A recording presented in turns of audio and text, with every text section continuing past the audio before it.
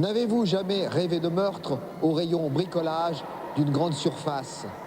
Ces marteaux, ces clous, ces perceuses et évidemment ces tronçonneuses ne vous ont-ils pas une seconde fait envisager un acte de violence soudaine avec tout ce qui tombe sous la main? Si cela vous est venu à l'idée une fois au moins, vous êtes prêt à voir Driller Killer.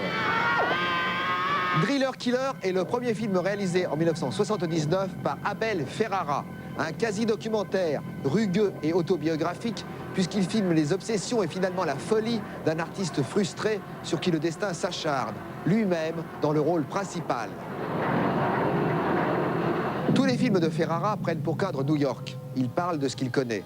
Il aurait, paraît-il, réalisé préalablement sous le pseudonyme de Jimmy Boy un film érotique, Nine Lives of a Wet Pussy, inspiré par les 9 vies de Fritz le chat de Ralph Bakshi.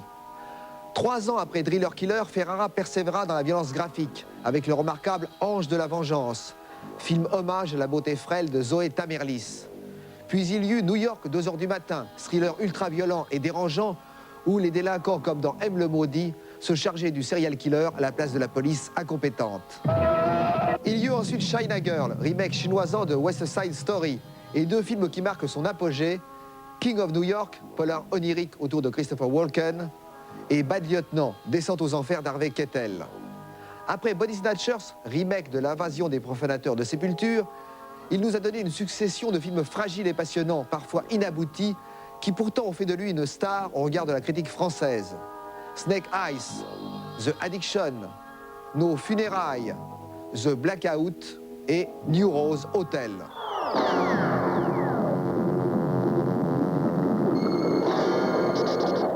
La musique punk, généreusement dispensée par Tony Coca-Cola et son groupe les Roosters, contribue largement à l'installation progressive de cet étouffant climat de malaise qui étreint le spectateur dès les premières minutes.